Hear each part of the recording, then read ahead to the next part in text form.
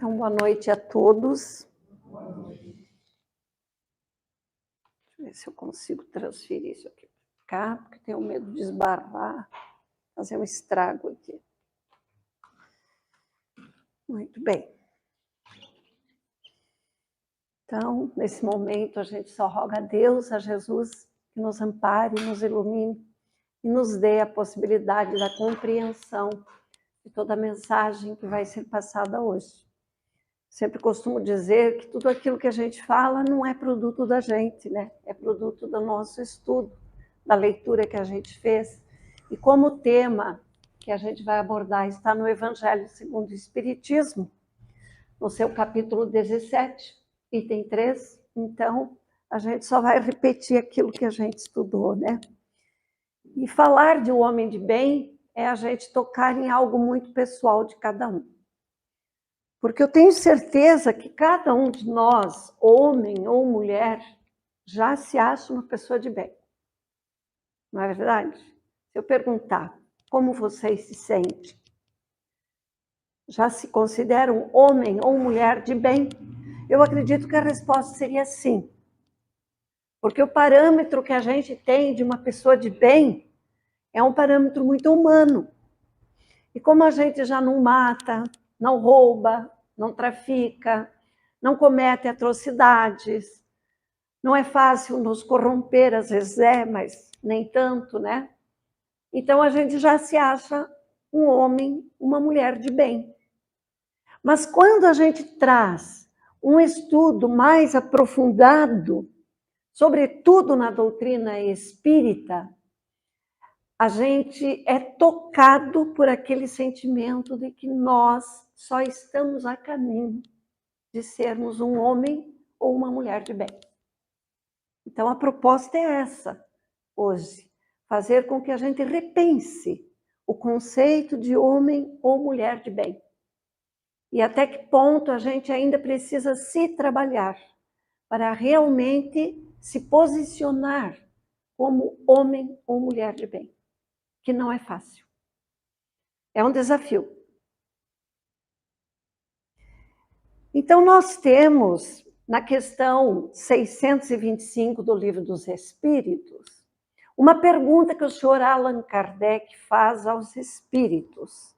E ele diz: qual o tipo mais perfeito que Deus tem oferecido ao homem para lhe servir de guia e modelo? É a resposta mais curta, eu acho que de toda a obra kardeciana. Nunca houve uma resposta tão sintética como essa. Jesus. E nessa questão a gente já tem que refletir. Via de regra, quando a gente busca, numa viagem, por exemplo, que a gente faz para qualquer canto ou recanto desse país ou do mundo, quando a gente precisa de um guia, quem é que a gente busca? Aquele que conhece tudo da região. Aquele que, pelo menos, tem estudado um pouquinho da história daquele local. A geografia ele tem que conhecer também, porque como que ele vai ser guia para nós naquele passeio turístico se ele não tem esse conhecimento histórico, geográfico, antropológico de toda aquela estrutura histórica que nós vamos conhecer? Ele precisa ter subsídio. Então, guia é uma responsabilidade. Então, quem a gente tem por guia? O melhor guia que alguém poderia ter, Jesus. Esse é o nosso guia. E ele demonstrou isso quando aqui esteve. Ele deixou um legado para nós em tudo que ele disse e fez, sobretudo no que ele fez, que se perpetuou pela eternidade, há 2022 anos. Tudo que ele fez e teria dito está marcado na história da humanidade, como antes e depois da vinda de Cristo.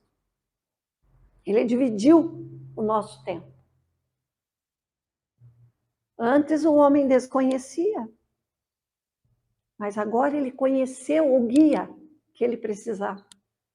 Já tinha ouvido falar que é melhor ser bom, que não devo fazer para o outro aquilo que eu não quero para mim. Tudo isso nós ouvimos Sócrates falar, Confúcio, e tantos, o Buda, em todas as civilizações orientais, ocidentais, cristãs ou não cristãs, sempre se ouviu falar qual modelo e guia nós deveríamos ter.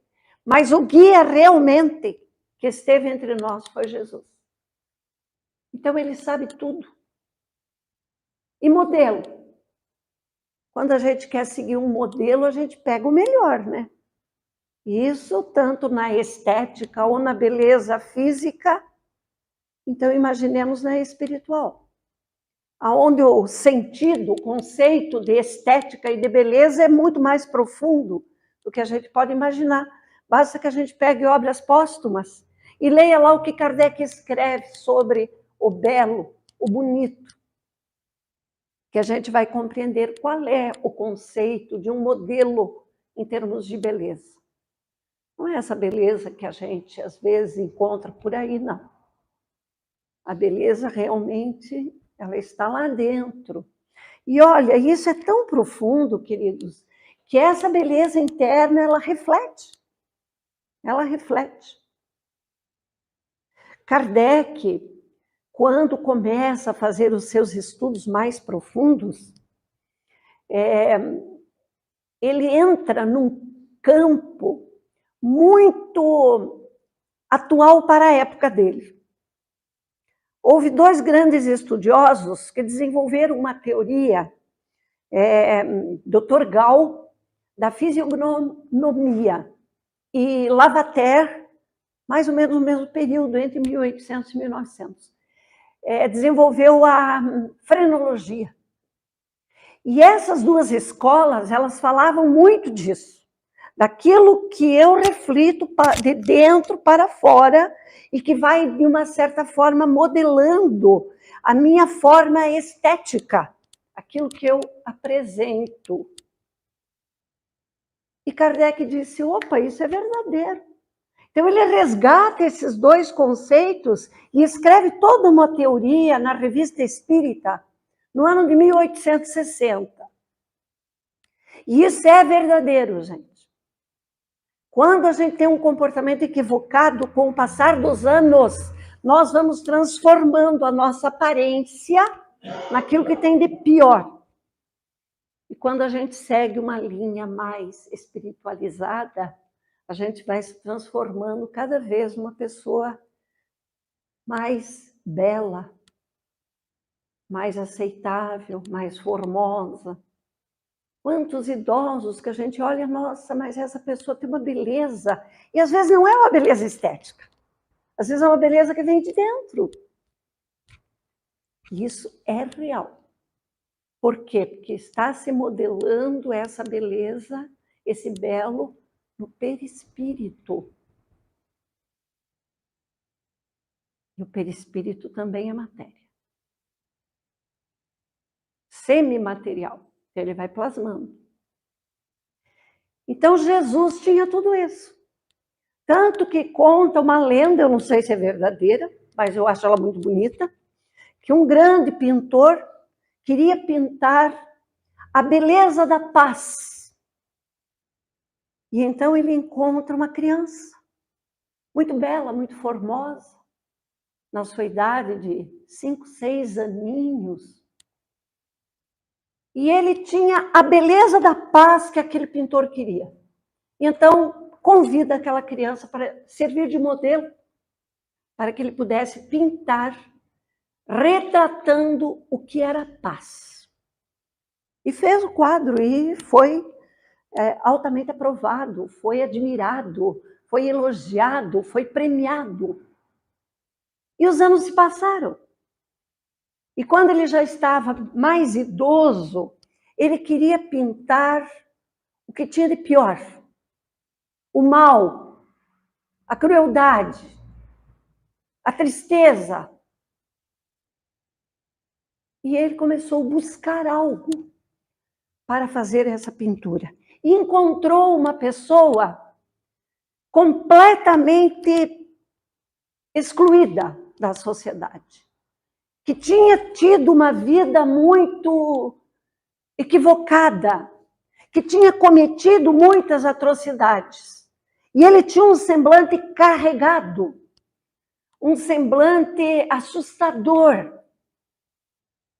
E então ele tem aquele insight, puxa, é o que eu quero pintar para retratar o que tem de pior. E então chama esse indivíduo e o convida para servir de modelo.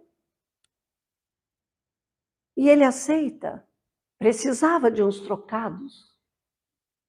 E quando ele chega no estúdio deste homem, ele vê na entrada o quadro simbolizando a paz. Daquela criança linda, bela, perfeita. E ele para estupefato e diz, quem pintou esse quadro? E o artista diz, fui eu. Há muitas décadas atrás. Pois era eu essa criança. Então, para vocês perceberem como nós comandamos a morfologia do nosso corpo. Então, a gente tem a nossa intimidade a se retratar no nosso corpo físico, de acordo com o nosso comportamento, de acordo com aquilo que pensamos, de acordo com aquilo que fazemos. Pestalozzi dizia, e por isso Kardec o admirou muito pela sua profundeza espiritual no ensinamento que Pestalozzi passava a Kardec, que foi mestre de Kardec. Ele dizia assim, nós somos cabeça, coração e mãos. Pensamento é tudo. Sentimento comanda. E as nossas atitudes, aquilo que fazemos, simboliza o que nós somos. Então, o aprendizado nosso é esse. Então, Jesus é o nosso guia e o nosso modelo. É ele que devemos seguir. Quando eu assumo uma religião, seja ela qualquer denominação, eu não estou ali por causa de fulano, de cicrano, de beltrano. Estou ali porque eu vim em busca de Jesus. Se amanhã ou depois alguém me magoa ou eu não gostei de alguma coisa, eu saio. Ora, você estava ali dentro por causa de Jesus, estava ali por causa do fulano que te magoou. Então, eu não preciso fazer essa fuga. Eu preciso permanecer ali, porque às vezes aquele que fez aquilo comigo é o meu mestre. É ele que está me ensinando. Via de regra, os nossos inimigos, os nossos desafetos, são os que mais nos ensinam. Porque quem nos bajula não nos ensina. Quem ensina é aquele que nos faz sofrer. E é ele que nos mostra o que nós devemos seguir e o que não devemos ser. Então, todos nós conhecemos as leis imutáveis e eternas que a própria doutrina espírita nos apresenta. E a maior delas é a lei de justiça, de amor e caridade. Mas não é a justiça dos homens que essa lei quer que a gente pratique. A justiça do homem é volúvel. É moral, mas é passageira. A justiça de Deus é ética, porque ela não muda com o tempo e nem com as pessoas. Ela não tem nada de humano. A lei divina é eterna e imutável. Então, a lei de justiça divina é uma só. E ela difere muito da justiça do homem. É também aquele que pratica a lei de amor. Amor na sua amplitude, não tem nada de amor vulgar, sensual. É amor na sua plenitude. É aquele que olha para o outro, seu semelhante, e vê ali um espírito que necessita da sua ajuda. E com amor, ele vai estender a mão e ajudar, sem esperar nada em troca. Se o outro não retribuiu, não foi por isso que eu pratiquei aquele ato, foi por amor. Esse é o verdadeiro amor que Jesus nos ensinou. E pratica a lei de caridade. Joana diz que a caridade, que o amor é a caridade em ação. Então, a lei de caridade, sobretudo, é você ser justo e ter amor. Se você não tem esses dois princípios, você não pratica caridade. A caridade mais fácil é aquela que eu ponho a mão no bolso e dou 1 cruzeiro, 2 cruzeiros, 10 cruzeiros para quem necessita, o real, seja lá o que for. Essa é mais fácil. Mas o Evangelho nos ensina que a verdadeira caridade é a moral. É aquela que une o benfeitor ao beneficiado. Aquela que cria elos. É aquela que me faz me preocupar com aquele que eu estou ajudando. Hoje eu dei um pão. E amanhã? Será que não era melhor eu tratar de conversar com ele para um emprego? Está necessitando de algum remédio? Está necessitando de uma conversa fraterna? De um abraço? Tem familiar? Tem filho? Tem esposa? Como é que está? Moram aonde? Isso é o que diz o Evangelho de Jesus. A verdadeira caridade é a moral. É aquela que liga o benfeitor ao beneficiado. Caridade material todo mundo pode fazer. A moral, só aquele que se propõe a praticar a lei de justiça, de amor e de caridade. Então, dentro dessas leis que a doutrina espírita nos deu, ela tem aqui algumas que a gente vai passar rapidamente. Da lei divina e natural, ele diz que nós temos a lei de adoração e a lei do trabalho, que ligam diretamente o homem com Deus. Duas leis que me ligam diretamente ao meu Pai Criador. A lei de adoração e a lei do trabalho. E nós, muitas vezes, achamos que o trabalho é pesado demais. Como seria bom se eu não precisasse trabalhar? Por que que eu preciso trabalhar? Não é verdade? Ao invés de agradecer pelo trabalho que tem. Tantos que querem um trabalho e não têm. Tantos que gostariam de ter a oportunidade de ocupar aquele lugar e não tiveram ocasião ou oportunidade de estudar, se aperfeiçoar para poder ocupar este lugar. E eu galguei e cheguei lá. E agora eu acho que é pesado demais. Mas a lei do trabalho é uma lei que eu tenho por obrigação cumprir, porque ela está ligada diretamente ao meu Pai Criador. E Jesus disse, o Pai trabalha sem parar, e eu também trabalho. Então ele nos deixou uma séria advertência. A lei do trabalho é minha responsabilidade com Deus. E a lei da adoração também. Porque eu tenho que fazer esta ponte entre a terra e o divino. Eu tenho que fazer esse religare entre as coisas materiais e as coisas espirituais. Eu necessito disso. Eu ouvi hoje dizer, talvez vocês já conheçam, diz assim, a árvore, ela só é árvore porque ela está no solo. A árvore sem solo não é árvore. Ela seca, ela morre. Ela vira um pedaço de lenha para queimar, para apodrecer. O peixe só é peixe por causa da água. Se o peixe sair da água, ele morre.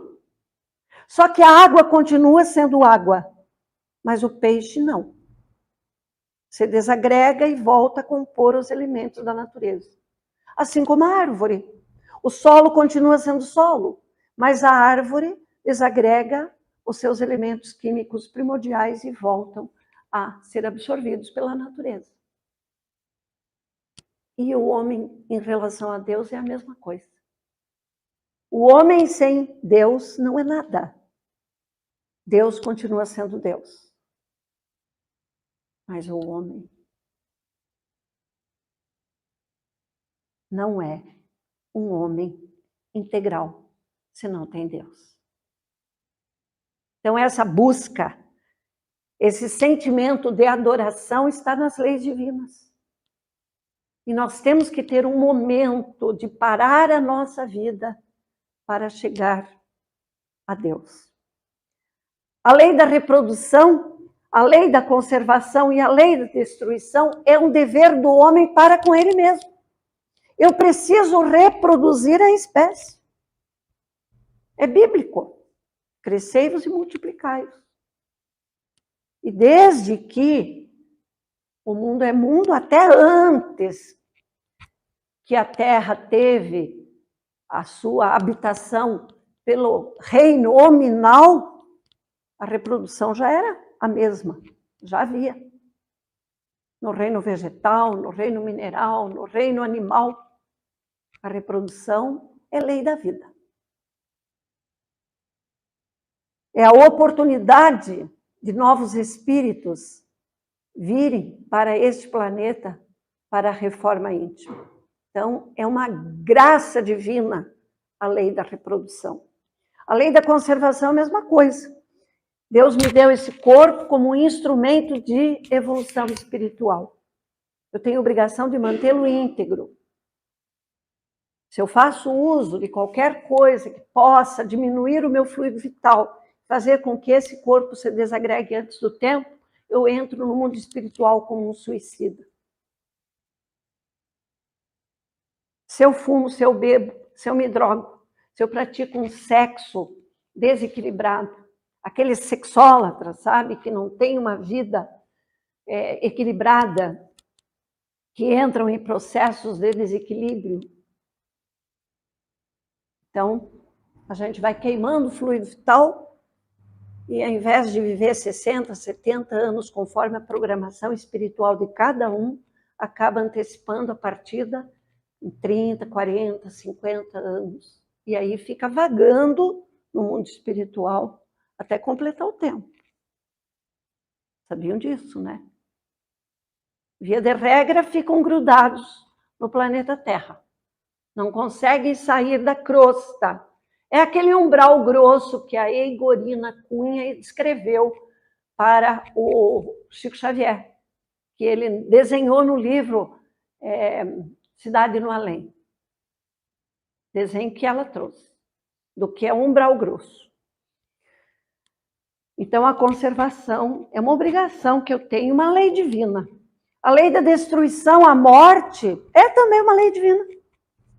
Né? Eclesiastes, isso também é bíblico. Eclesiastes, que é um livro do Velho Testamento, fala isso. Há um tempo de viver, há um tempo de morrer, há um tempo de sorrir, um tempo de chorar.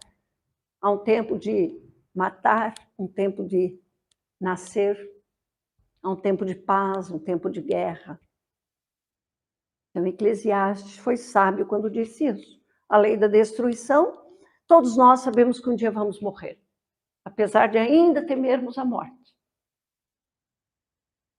Mas a gente teme a morte pela conduta que a gente tem. Que aquele que tem uma conduta íntegra não teme a morte. Porque a morte é só uma mudança de estado. Do estado físico para o estado gasoso. Mas todo mundo vai para lá.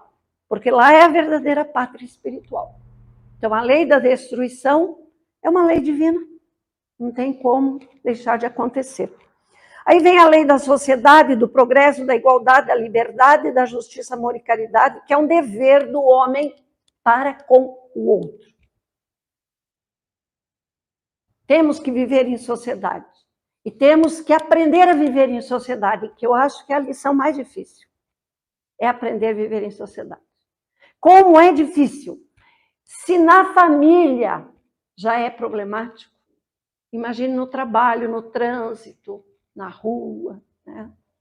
nas filas de banco, a gente olha para aquele velhinho que vem capengando e passa na frente de todos nós, e a gente, poxa vida, não tem nada para fazer, eu aqui cheio de serviço, mas está aí passando na minha frente. Não é isso que a gente pensa? Mas coitado, quanto que já trabalhou na vida? A gente não olha esse aspecto. Então, olha, a coisa mais difícil é viver em sociedade. E ainda tem aquele que se torna um ermitão. Sinto a usura. Vai viver sozinho, não quero mais viver com esses homens aí, porque está tudo perdido. Para mim, deu. Para o mundo que eu quero descer, é o que a gente mais está ouvindo hoje, né? Para o mundo que eu quero descer. A gente não aceita. A gente acha que viver em sociedade é terrível. Mas a gente precisa viver em sociedade, é uma lei de Deus. A lei do progresso. Se nós não proporcionarmos a nós mesmos o progresso espiritual ou intelectual, nós somos arrastados por ele. Olha o que está acontecendo com a tecnologia hoje. Ou aprende ou não aprende a mexer com o computador. Não é verdade? E vai aprendendo, até aquele mais senil, às vezes está ali com o celular, né, catando milho, como a gente costuma dizer, mas está tentando. Está tentando. Por quê? Porque se ele não aprender, o progresso arrasta. E no aspecto espiritual é a mesma coisa. Tem um grande filósofo, ele é estudioso do Jung, que eu admiro muito, né? Um dos grandes psicanalistas, foi discípulo de Freud, só que Jung seguiu um veio espiritualista e Freud parou no veio materialista, morreu materialista. E Jung foi além, por isso que ele trouxe tanta revelação para nós no âmbito da psicologia, das relações humanas, né, da nossa conduta, do nosso comportamento, da nossa psique. Então, eu admiro muito ele.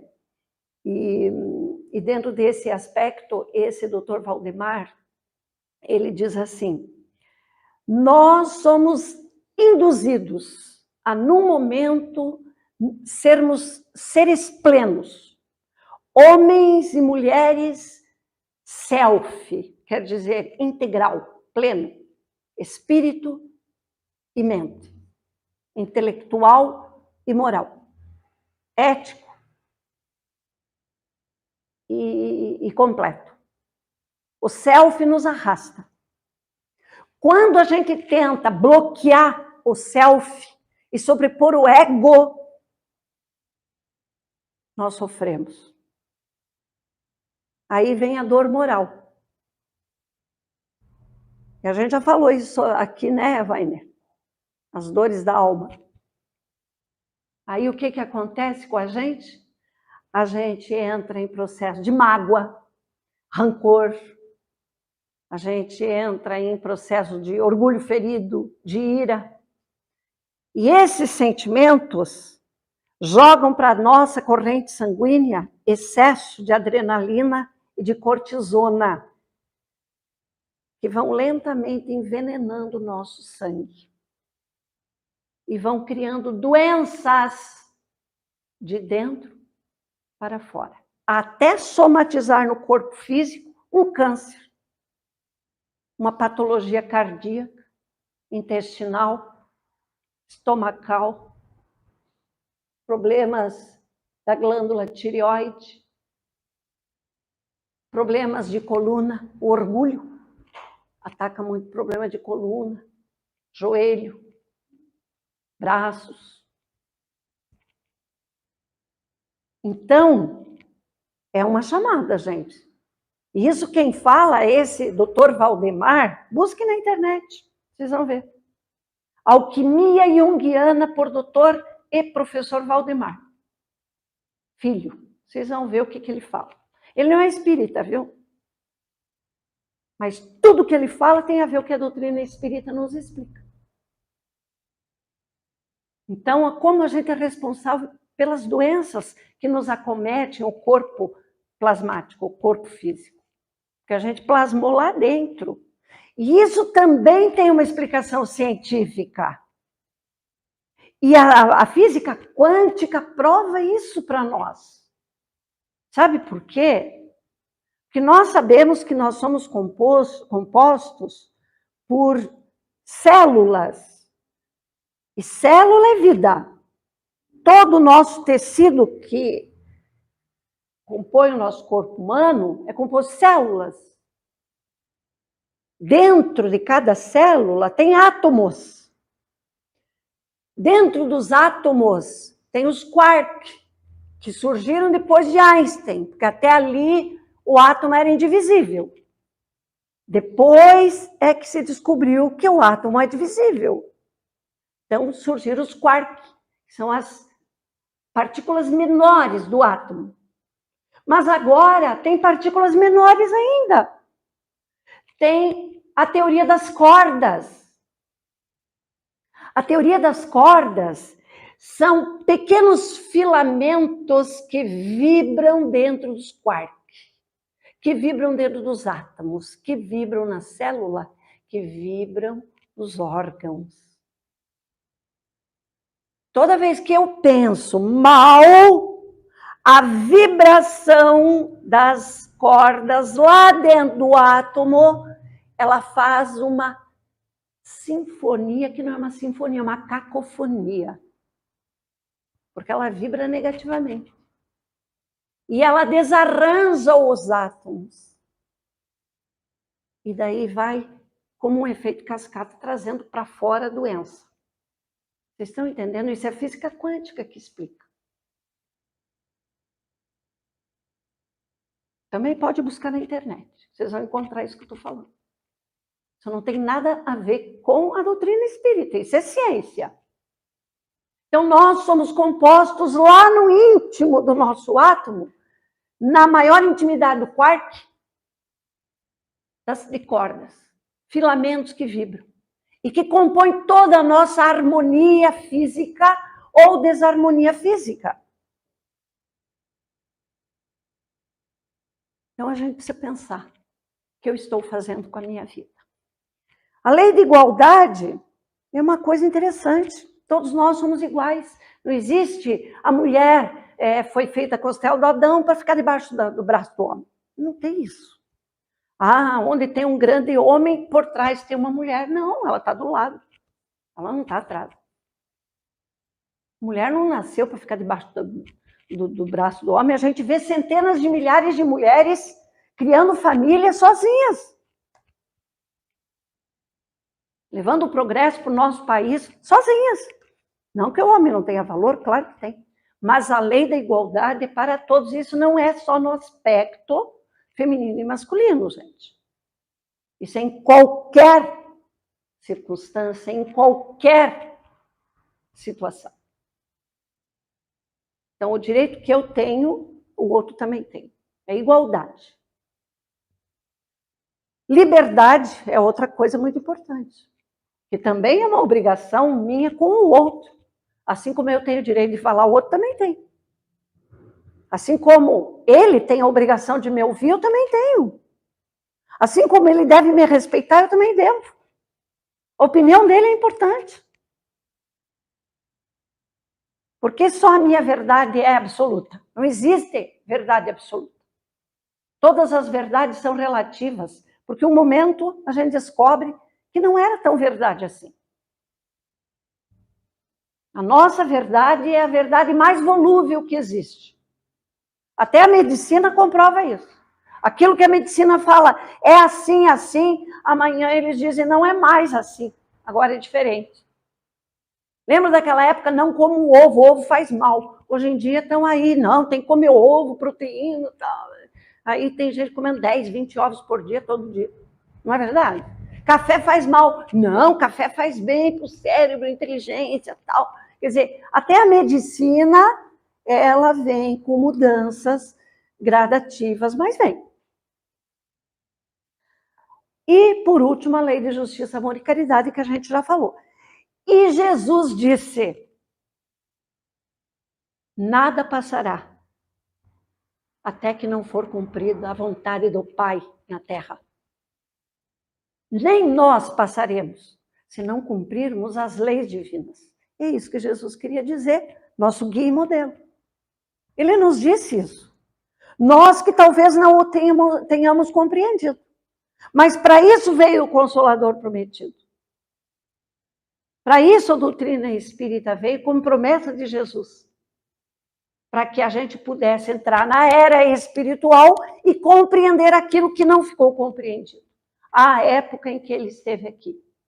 E ele afirmou categoricamente: eu me vou para vos preparar o lugar. Mas o dia que vocês estiverem prontos, eu pedirei ao Pai. E ele vos mandará o Consolador prometido, que ficará eternamente entre vós. Então não era homem, porque homem nenhum fica eternamente. Tinha que ser um conjunto doutrinário. E veio a doutrina espírita, revelando tudo aquilo que Jesus falou à luz da espiritualidade. Agora a gente começa a compreender. Então, as leis morais têm que ser cumpridas. E Kardec, no Livro dos Espíritos, ele aborda a escala espírita. Isso tudo, gente, eu estou falando que tem a ver com o homem de bem. Tá? Por quê? Porque aquela fala que eu fiz lá no início, que a gente já acha que a gente é um homem ou uma mulher de bem, a gente vai começar a questionar. Será que eu estou praticando as leis morais que eu acabei de entender um pouquinho? Quem quiser aprender mais, procura o Weiner aí, que ele vai encaixar direitinho num grupo de estudo. Né, Weiner? Escala espírita. Está lá no Livro dos Espíritos.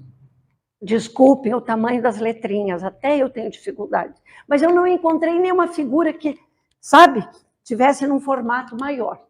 Então, na base da pirâmide estão os espíritos imperfeitos, significando que o maior contingente de espíritos aqui na Terra estão na base. E ele deu uma classificação a essas três categorias. Então, na base estão os imperfeitos, a predominância da matéria sobre o espírito. E daí eu pergunto, como que nós somos? Predominantemente, já damos mais valor à questão espiritual ou à matéria?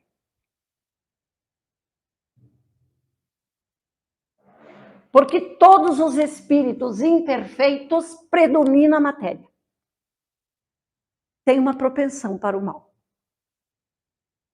Eu acredito que não tem nenhum de nós que nunca tenha feito mal. A nossa propensão sempre é parar um pouquinho antes de fazer alguma coisa. Principalmente se aquela atitude compromete, às vezes, o nosso bolso, o nosso tempo, a nossa afinidade com a pessoa e uma série de outros fatores. Então, a nossa propensão é o mal. Quando chega alguém da nossa família e diz, olha, comprei um carro zero, o carro da minha vida, do meu sonho. Ah, é? Que carro é? É um Jaguar. Oh, deve estar roubando. O que fez para comprar esse carro? É uma propensão para o mal, você está julgando. Quando a filha do vizinho ganha um prêmio, deve ter feito alguma coisa. Não é possível. Aquela menina que eu conheço, não poderia estar ocupando esse cargo, não. A gente já vai para a propensão para o mal. Então, gente, ele classifica em espíritos impuros, levianos, pseudo-sábios, neutros, aquele que nem para o bem nem para o mal, batedor e perturbador. Aqueles de fenômenos físicos mesmo, né? Aquele que vem para incomodar. Então, dá para a gente já pensar um pouquinho. Eu sou leviano, às vezes. Sou pseudo-sábio? Com certeza. A gente sempre pensa que sabe tudo, não sabe. Eu sou neutro? Sou. Sou. Eu nunca quero me comprometer. Estou sempre em cima do muro. batedor e perturbador. Faço também. Mas aí Kardec coloca na categoria os bons espíritos, que está no meio dessa pirâmide de ascensão espiritual. Ele já tem desejo do bem, a predominância do espírito sobre a matéria. Dá mais valor às questões espirituais do que às questões materiais. Mas ele também subdivide espíritos benévolos, aquele que tem benevolência. Ser benevolente, meus irmãos, é você entender o problema do outro. É você não julgar. Se alguém te faz alguma coisa, você diz, não devia estar bem. Coitado, vou fazer uma prece por ele. O que a gente faz? Desce a riba. Corta a amizade. Despreza. Tripudia. Não quer mais ver. Espíritos bons são benevolentes. Será que eu sou? Espírito sábio. Será que eu já sou sábio? Sábio é aquele que já tem a intelectualidade um tanto quanto evoluída e a moral e ética também. É as duas asas que a doutrina espírita nos explica que temos que deixar crescer para poder voar, rumo aos planos maiores, intelectual e moral. Se eu não desenvolvo as duas, eu estou sempre com uma asa faltando. Qual que está faltando em mim? Para que eu tenha sabedoria, eu tenho que ter essas duas asas equilibradas, já a caminho de ascensões maiores. Espíritos superiores. Será que eu já poderia me classificar como espírito superior? Acho que não. Para nós que ainda achamos que podemos falar mal dos outros, podemos julgar os outros, podemos nos comportar mal com os filhos, com os pais, com os avós, com as pessoas no trânsito. Isso conta tudo, gente. Nenhuma folha se move sem que o pai não saiba. Tudo sabe, tudo ele sabe. E no último, no topo, o espírito puro. Esse é o grau supremo de perfeição. É uma categoria única. Vamos colocar ali um crístico. Jesus tinha o nome de nascimento Jesus. Cristo era a categoria dele como espírito. Então, ele ocupava o topo. Não precisa mais reencarnar na Terra. Vem, quando vem, vem em missão. Jesus veio uma única vez, em missão. Foi escouraçado, foi cuspido, foi humilhado, foi açoitado, foi pregado na cruz e morreu. E na hora suprema ainda disse, Pai, perdoa, eles não sabem o que fazem. Não xingou ninguém, não humilhou ninguém, não bateu em ninguém. Aceitou tudo. Porque veio em missão. Então aqui está uma categoria mais pormenorizada que eu não vou nem ler, porque o nosso tempo não me permite. Eu deixo aí para o Wagner fazer essa tarefa. Tá, Wagner? Então, se a gente agora for entrar no aspecto do que é ser um homem, uma mulher de bem, o Evangelho segundo o Espiritismo diz assim, consciência de si mesmo. Interroga a consciência sobre os seus atos. Pergunta a si se não violou determinadas leis. Não faz o mal. E se faz o mal, pede perdão e não volta a fazer. E ainda se pergunta se fez o bem que podia ter feito. Se negligenciou voluntariamente uma ocasião de ser útil. Se ninguém tem o que reclamar dele. Se fez aos outros tudo aquilo que gostaria que fizessem para ele. Será que nós já estamos nesse nível? Vocês sabem que Kardec faz uma pergunta aos espíritos, dizendo assim, basta que eu não faça o mal para que eu já seja merecedor do reino de Deus? E os espíritos dizem, não. Não basta que você não faça o mal. Você tem que fazer o bem à exaustão. Porque todo mal que advier de um bem que você deixou de fazer, você é responsável. Agora a coisa ficou complicada. Quantas vezes eu não fiz o que devia e houve uma consequência daquilo que eu deixei de fazer? Por orgulho, por falta de benevolência, por falta de paciência. Todo o mal que advier do bem que eu não fiz, eu sou responsável. Fé e confiança. Tem fé em Deus, em sua bondade? Tem fé na justiça de Deus e na sua sabedoria? Sabe que nada acontece sem a permissão do Pai e se submete a isso em todas as coisas à sua vontade? A vontade divina? Quando a gente está com uma doença, meu Deus, joguei pedra na cruz, Deus me abandonou.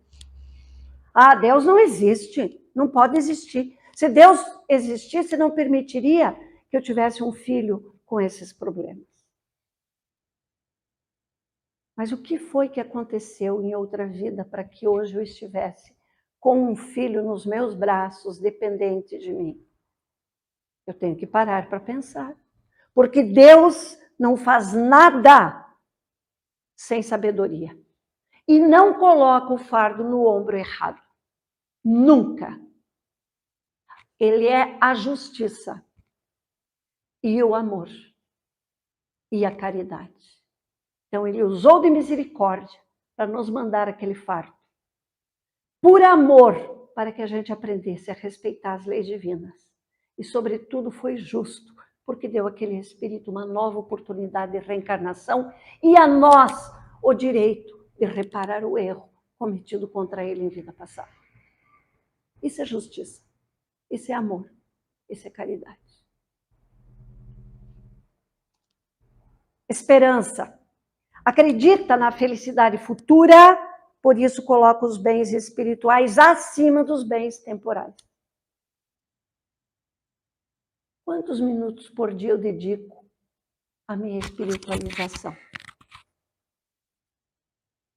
E quantas horas eu dedico para as coisas temporais? Quantas vezes a gente tem reunião na casa espírita? Hoje eu não vou, viu? Porque eu tenho um jantar. Não que a gente não possa ir em jantar, mas se eu tenho um compromisso espiritual na casa que eu frequento, eu tenho o dever de lá estar. Porque aquele que vai nos conduzir naquele estudo tem que estar lá. Tem a gente ou não tem? Ele tem que estar lá. Quer dizer, onde é que está o direito dele, a liberdade dele, a igualdade? Porque ele tem que estar lá. Mas eu daí não vou. Hoje eu não vou porque eu tenho um encontro. Tudo a gente prioriza, menos as questões espirituais. É compromisso, gente. Questão espiritual é compromisso. Isso tem a ver com a esperança, com a vida futura. Se você pegar o Evangelho de Jesus, o Novo Testamento, do início ao fim, em tudo que Jesus fala, ele cita a vida futura. Todas as palavras que foram impressas pelos evangelistas que Jesus teria dito têm a ver com a vida futura. Todas. Nenhum evangelho sequer fala que não seja da vida futura. Eu já parei para pensar nisso. Então a minha vida não é aqui, não. Eu estou hoje, João, Francisco, Gleci, Osório, Selma, Weiner, eu estou, mas eu não sou isso. Amanhã eu posso reencarnar homem. Resignação. Sabe que todas as vicissitudes da vida, todas as dores, todas as decepções são provas e expiações. E aceita-as sem murmurar. Isso não significa, é claro, que vá deixar de trabalhar para superar alguma dificuldade ou modificar alguma situação adversa. Mas tendo feito tudo que encontra ao seu alcance, sabe que o futuro a Deus pertence, aceitando as agruras que porventura tiver que enfrentar. O Evangelho segundo o Espiritismo nos explica uma coisa muito séria. O que é prova e o que é expiação? Expiação é aquilo que eu estou sempre reclamando. Se eu reclamo de alguma coisa que me faz sofrer, é expiação. Está lá no Evangelho. Mas se eu já aceito, sem ficar murmurando e me exclamando e me vitimizando para todo mundo, inclusive jogando a cara de filho, porque eu não queria ter filho desse jeito, porque vocês só me dão trabalho, uma mãe doente, porque eu não tenho obrigação de cuidar de mãe, de pai, marido difícil, porque eu não tenho obrigação de te aguentar a vida inteira. Tudo que a gente reclama é expiação. Agora, quando eu já aceito que de repente aquilo tem um objetivo divino para meu aprendizado, para minha evolução espiritual, é provação. E daí eu já me classifico como um homem ou uma mulher de bem. Porque se eu estou em provação, eu já sou mais ou menos. A minha caminhada já está na metade da pirâmide. Agora, se eu ainda vivo me exclamando, me vitimizando, aí me desculpe. E olha, planeta de regeneração não aceita mais expiação. Então, quem estiver ainda no plano de expiação, trabalhe para se renovar. Porque se quiser habitar a terra, tem que estar um pouquinho acima. Jesus disse isso, e nós vamos nos lembrar. Jesus disse assim: somente os bons herdarão a terra. Há mais de 2000 anos. Já paramos para pensar nisso? Somente os bons. E o que é ser um homem de bem? Estamos vendo agora. Caridade, amor ao próximo e justiça. Possuindo o sentimento de caridade e amor ao próximo, faz o bem pelo bem, sem esperança de recompensa, e retribui o mal como o bem. Toma a defesa do fraco contra o forte, sacrifica sempre o seu interesse à justiça. O meu interesse vem depois. Primeiro, o interesse do outro. E que eu possa praticar a caridade ampla a todos, até o meu inimigo, porque Jesus disse: orai pelos teus inimigos. Porque ele não vai permanecer eternamente aqui na terra contigo. Um dia ele vai partir, e ai de você se ele partir primeiro. E de regra a gente quer matar ele, né? Porque não morre. A gente diz isso. Coitados de nós se ele morrer. Porque se ele morrer nesse estágio, ele vai ser nosso obsessor. Porque a nossa vibração está com ele. Nós vibramos igual. É que nem uma estação de rádio. Se eu for lá querer escutar uma música FM, mas eu estiver sintonizada na AM, em ondas, vamos dizer assim, longas, eu que vou sintonizar. Ondas longas, AM. Você não vai ouvir uma rádio FM se você sintonizar na AM. E nosso pensamento, nossa energia é ondas. Tem as ondas curtas, que é que nem caixa, assim, ó. Tem ondas longas e tem as ondas mais afinadas ainda, que são mais curtas ainda, que você quase que fica imperceptível. Essas ondas a gente nem imagina o que é. É aqueles espíritos puríssimos, que quando vão se aproximando de nós, a quilômetros a gente vai sentindo uma onda de paz, de amor, de vibração. Quando a gente entra num templo sagrado, a gente sente isso. Quando a gente se aproxima de uma pessoa de bem, a gente sente. Quando a gente se aproxima de uma pessoa de mal, a gente sente. É energia. É isso que nós estamos sentindo.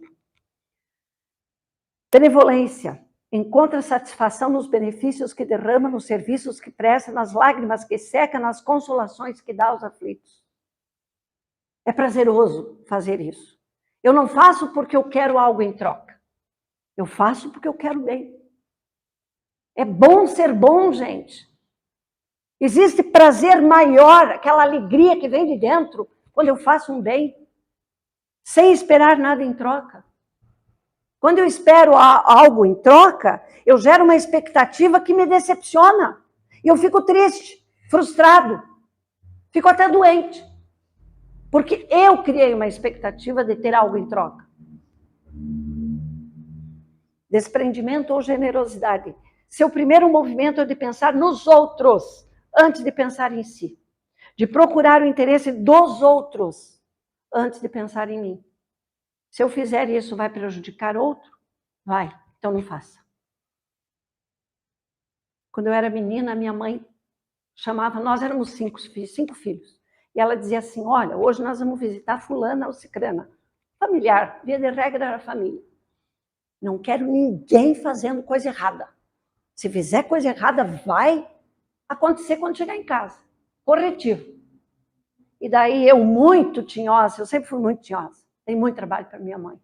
Eu dizia assim para minha mãe, mas e quando que eu sei quando eu estou fazendo algo errado? Aí a minha mãe dizia assim, pense assim, antes de fazer. Eu faria isso na frente da minha mãe? Se a resposta for não, não faça. E hoje eu digo, vamos nos colocar como se estivéssemos fazendo um VT para Deus. Eu faria isso sabendo que Deus está me vendo? Deus está gravando. Fazendo um VT para Deus. Fraternidade é bom, é humano, é benevolente para com todos, sem preferência de raça, de crença, porque vem irmãos em todos os homens. Nós somos todos irmãos. Temos um único Pai. Estamos pais, mas não somos pais daquele espírito que está ali naquele corpo. Estamos pais daquela persona, mas não somos pais daquele espírito. Respeito nos outros todas as convicções sinceras e não lançamos reprovação àqueles que não pensam como nós. André Luiz, em Conduta Espírita, coloca que em nenhuma circunstância devemos pretender conduzir alguém ou alguma instituição dessa ou daquela prática religiosa à humilhação ou ao ridículo. Via de regra, o que mais nós gostamos é colocar as pessoas em ridículo. Piedade ou tolerância. Eu vou passar aqui porque o nosso tempo já está estouradinho, tá? Então, que a gente possa pensar que caridade e tolerância é você suportar aquela pessoa na medida do possível dentro de espírito de caridade e de amor àquele próximo. Ele está errando, mas em que circunstância ele está fazendo aquilo? Ele é ignorante? Ele não está bem? Está passando por uma fase difícil? Isso é a gente ter caridade, porque a pergunta 886 nos diz isso. Kardec pergunta aos espíritos, o que é caridade no sentido amplo, como a entendia Jesus? Essa é a pergunta de Kardec. Aqui eu resumi. A resposta é benevolência para com todos, indulgência para com as imperfeições dos outros e perdão das ofensas. Eu digo que é o BIP. Benevolência, B, indulgência, I, perdão de P. Então, BIP, o BIP que acende a luzinha para nós. Ser benevolente é compreender o outro, é saber que naquele momento ele não estava bem, ele merece uma prece, merece a nossa desculpa, merece o nosso perdão. Ser indulgente é você compreender o erro do outro e não sair criticando e somatizando aquele erro, potencializando aquele erro. A gente, via de regra, conta uma história do outro sem dó nem piedade e ainda coloca pontos a mais, né? Reticências. E coloca palavras que às vezes dói, machuca, fere. e julga aquela pessoa, sem dó e nem piedade. E perdão de todas as ofensas. Não importa as vezes que a pessoa nos ofende. Temos que perdoar sempre, porque perdão é bom para quem perdoa. Perdão é bom para quem perdoa. Eu saio ganhando quando eu perdoo, porque eu não guardo mágoa e nem rancor. E, sobretudo, meus irmãos, seguir Jesus. Esse é o maior fascinante projeto da nossa vida. Seguir Jesus. Quando Jesus dizia, larga tudo que você tem, vem e segue-me. Não segui. Não foram com ele. Porque era difícil deixar para trás a fortuna que tinham. Os louros das vitórias que alcançavam. Isso está também no Evangelho de Jesus. Nos convites que ele fez. Seguir Jesus não é fácil. Mas nós precisamos fazer essa transformação. O momento exige isso de nós. Se nós queremos adentrar um período de regeneração na Terra, nós temos que ser melhores. Homens e mulheres de bem tem que doer. Tem que doer em nós. Eu já contei a história da borboleta para vocês e eu vou repetir. Porque sempre é bom relembrar. Quem aqui sabe qual é a forma que a borboleta chega à borboleta? Vocês sabem? Vocês conhecem aquelas lagartas que andam pelos jardins comendo tudo? Que vive para comer e evacuar, comer, evacuar, comer, evacuar? Essa lagarta, num determinado momento, ela libera um produto químico que é semelhante a um plástico natural. Chama quinino. E ela faz uma pupa. E ela fica de 7 a 15 dias dentro da pupa. Nesse período, a lagarta, que não tinha sistema reprodutor, ela só tinha um canal reto que vinha da boca até a saída do alimento que ela ingeria. Só isso. Ela elabora o seu sistema reprodutor enquanto pupa, que é chamado por período de crisálida. E ali ela fica por 7 a 15 dias. Quando ela sai desse processo naturalmente, ela vira borboleta. Enquanto lagarta, ela comia tudo que existe no jardim. Quando é borboleta, ela nunca mais pousa na terra, só em cima da vegetação e vive com pequenas gotículas de mel. Esse é o alimento dela. E ela perpetua a sua espécie, somente quando é borboleta. Mas tem muita lagarta que morre lagarta. E tem muito ser humano que morre no período de lagarta. Vive para comer e evacuar, comer e evacuar, comer e evacuar. Via de regra, praticar sexo. E tem outro que morre no período crisálida. Quando faz a introspecção, mas não aguenta o repuxo para perpetuar a sua espécie espiritual. Mas que glória aquele que chega ao período de borboleta. Porque esse ganha os céus. Então, que Deus nos ampare, nos ilumine e nos fortaleça para que a gente possa ser borboleta. E homens e mulheres de bem. Muito obrigada, gente.